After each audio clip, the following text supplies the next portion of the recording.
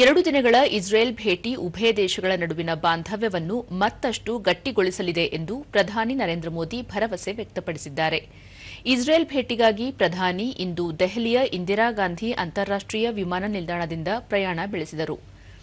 ಪ್ರಯಾಣಕ್ಕೂ ಮುನ್ನ ತಮ್ಮ ಹೇಳಿಕೆಯಲ್ಲಿ ಇದು ವ್ಯೂಹಾತ್ಮಕ ಪಾಲುದಾರಿಕೆಗೆ ಹೊಸ ಗುರಿಗಳನ್ನು ನಿಗದಿಪಡಿಸುತ್ತದೆ ಮತ್ತು ಎರಡೂ ದೇಶಗಳಿಗೆ ಸ್ಥಿತಿಸ್ಥಾಪಕ, ನಾವೀನ್ಯತೆ ಮತ್ತು ಸಮೃದ್ಧ ಭವಿಷ್ಯಕ್ಕಾಗಿ ಹಂಚಿಕೆಯ ದೃಷ್ಟಿಕೋನವನ್ನು ಮುನ್ನಡೆಸುತ್ತದೆ ಎಂದು ಹೇಳಿದರು.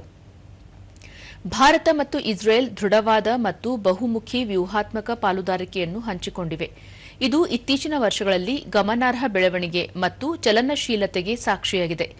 ಇಸ್ರೇಲ್ ಪ್ರಧಾನಿ ಬೆಂಜಮಿನ್ ನೆತನ್ಯಾಹು ಅವರೊಂದಿಗೆ ಮಾತುಕತೆ ನಡೆಸಲು ಎದುರು ನೋಡುತ್ತಿದ್ದೇನೆ ಎಂದು ಪ್ರಧಾನಿ ಹೇಳಿದರು.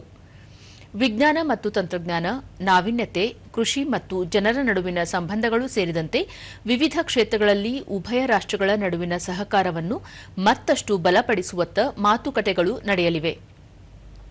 ಪರಸ್ಪರ ಹಿತಾಸಕ್ತಿಯ ಪ್ರಾದೇಶಿಕ ಮತ್ತು ಜಾಗತಿಕ ವಿಷಯಗಳ ಬಗ್ಗೆಯೂ ಅಭಿಪ್ರಾಯಗಳನ್ನು ವಿನಿಮಯ ಮಾಡಿಕೊಳ್ಳಲಾಗುವುದು ಎಂದು ಪ್ರಧಾನಿ ತಿಳಿಸಿದ್ದಾರೆ. ಇಸ್ರೇಲ್ ಅಧ್ಯಕ್ಷ ಐಜಾಕ್ ಹರ್ಜೋಗ್ ಅವರನ್ನು ಭೇಟಿ ಮಾಡುವುದಾಗಿ ಹೇಳಿದ ಪ್ರಧಾನಿ ಇಸ್ರೇಲ್ ಸಂಸತ್ತನ್ನು ಉದ್ದೇಶಿಸಿ ಮಾತನಾಡುವುದಾಗಿ ಮಾಹಿತಿ ಹಂಚಿಕೊಂಡರು. ಇದರೊಂದಿಗೆ ಇಸ್ರೇಲ್ ಸಂಸತ್ತನ್ನು ಉದ್ದೇಶಿಸಿ ಭಾಷಣ ಮಾಡುತ್ತಿರುವ ಮೊದಲ ಭಾರತೀಯ ಪ್ರಧಾನಿ ಎಂಬ ಹೆಗ್ಗಳಿಕೆಗೆ ನರೇಂದ್ರ ಮೋದಿ ಅವರು ಪಾತ್ರರಾಗಲಿದ್ದಾರೆ. ಪ್ರವಾಸದ ಸಂದರ್ಭದಲ್ಲಿ ಭಾರತೀಯ ಸಮುದಾಯದೊಂದಿಗೆ ಪ್ರಧಾನಿ ಸಂವಹನ ನಡೆಸಲಿದ್ದಾರೆ.